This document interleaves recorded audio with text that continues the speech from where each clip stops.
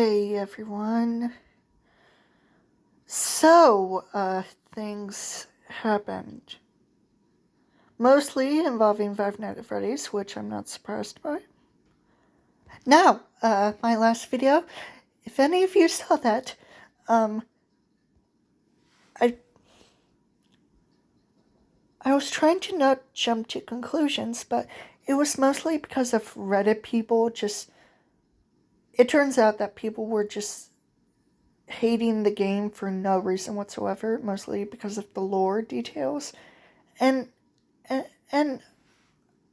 might understand that, especially with the actual endings of the story involving Secret of the Mimic, that don't really make sense why the Mimic ends up in the Pizzaplex, in the sinkhole, trapped in a separate area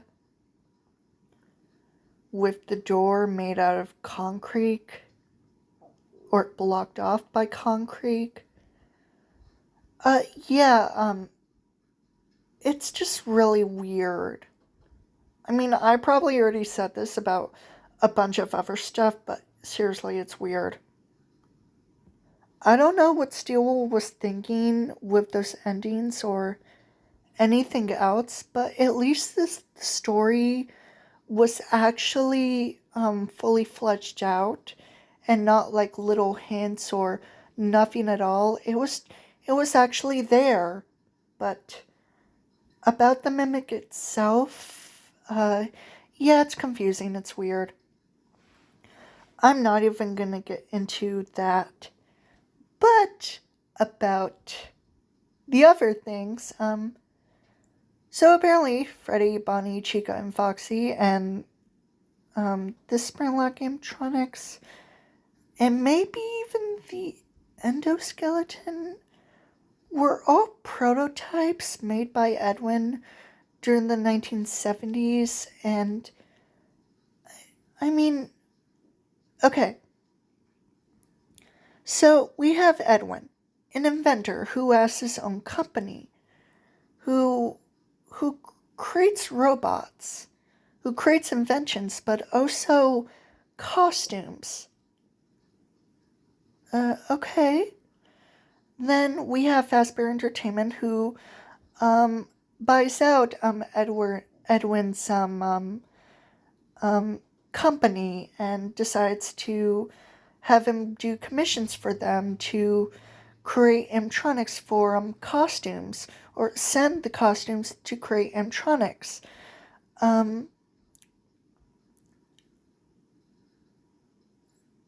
Yeah, I got nothing.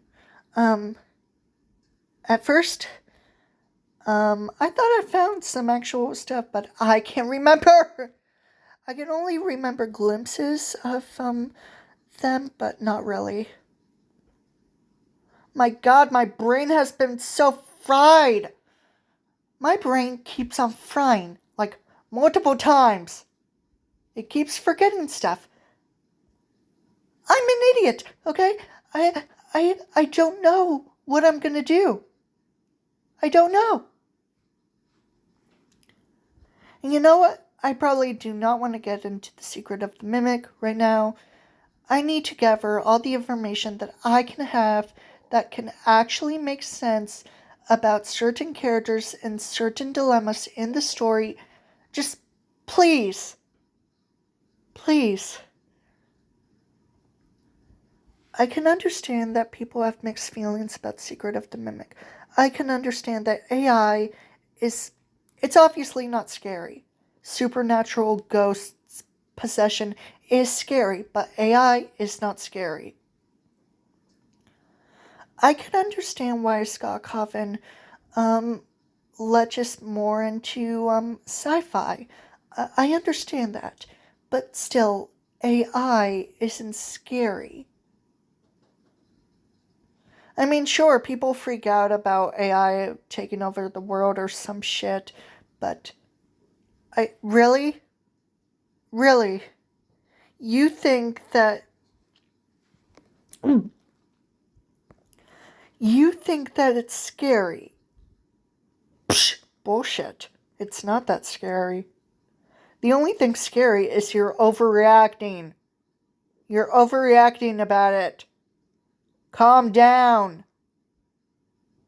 Anyway, so since my brain has completely fried, you know what? I'm going to talk about some other things related to FNAF. The fan games.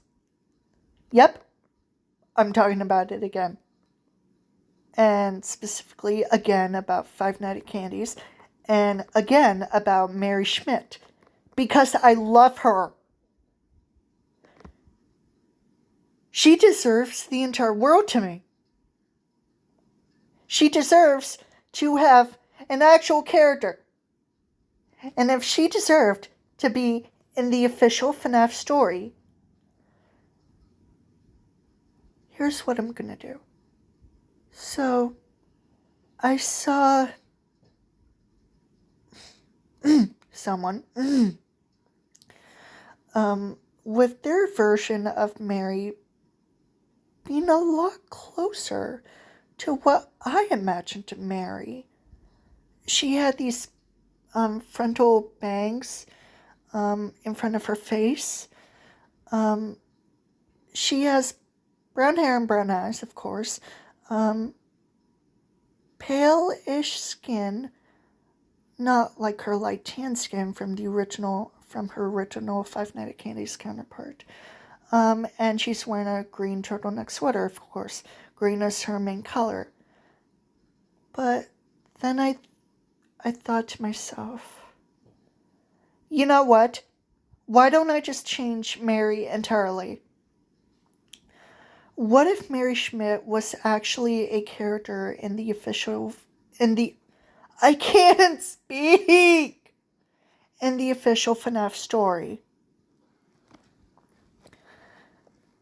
Now, people have already taken Mary's look when Mary's a child in Five Nights at Candy's 3. Her obvious pigtails, green turtleneck with pinafore, that has already been taken from Cassidy, at least in fan interpretations of the character, and Charlotte Emily in the Twisted Ones. So Mary having her original look is completely out of the question. But then again, a green turtleneck and overalls, or, a pinafore, was a real thing during... I can't speak! Sorry. A green turtleneck and pinafore was an actual thing during the 1960s. So it makes sense for Mary to still wear that. And as a teenager and adult, she would still wear that without hesitation. But I feel like we definitely need to change her color palette. Sure, Emily Mago had a limited colors for the characters. I understand that, but if I had to change Mary's color palette, I would. I honestly would. I thought about white, blue. She would still wear green, probably. Pink, red, not purple, gray, black, any of those colors. Minus purple, because for obvious reasons that I do not want to get into. So, Cassidy already has like black, yellow, and maybe even light blue. Meanwhile, Charlotte is basically a copy of Mary with the green and black and pigtails and all. So I thought to myself, you know what? What if we made Mary have a different outfit? I can't speak. Like I said, I can't speak.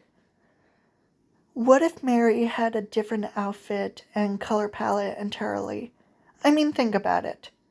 You have this little girl in the 1960s wearing the same thing as pretty much any of her little girl in like Fnaf and all of its entirety, especially in a time period where that kind of clothing like outfit was actually accurate.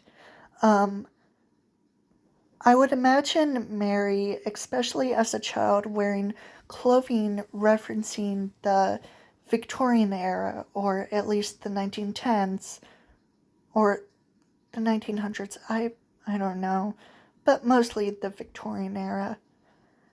Let me explain. Um, so instead of the 1960s, I would imagine. mm, I would imagine Mary wearing some things inspired by the Victorian era, like tops, skirts, hats, anything. You know, experimenting with clothes and having different colors.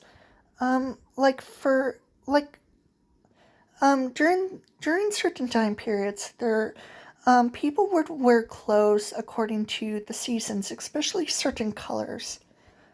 Like, for example, um, Jane Austen's Emma and the modernization of Emma with 1995's Clueless, where Horwitz and the other characters wear certain colors relating to the season. In spring, there's pastels, but during the fall and winter semester, there's like bolder or cold, warm colors like red, green, brown, a bit of yellow, stuff like that. And I looked at some fan art on Twitter and I thought to myself, what if Mary wore something that looked somewhat Victorian but also very spring-like? I mean, Mary would still be a fall turtleneck kind of girl. She would still wear turtlenecks. She would still wear green from time to time, but she would still gravitate towards other colors because people in real life wear other colored clothing. You know that, right? So it would be possible for Mary to wear other articles of clothing from like different time periods and other colors relating to the season. I mean, it might make sense. I don't know. I would still imagine Mary as a turtleneck kind of girl, but she would also wear Victorian inspired clothing items like I said, shirts, tops, skirts, and hats. That's pretty much all I can think of. The high neck collars with the puffy sleeves, um, long skirts that are just down at the ankle. Yeah, at the ankle. Um, Having patterns and colors relating to each season. Uh, yeah, that's all I can think of.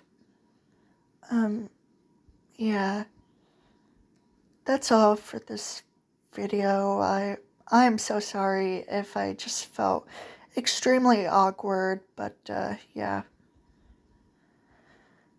that's all. I hope to see you in the next one. Hopefully, if I get all the Secret of the Mimic info relegated. Um, Please stay safe, stay at home, stay away from protests, segregated areas, and don't forget to smile. Bye.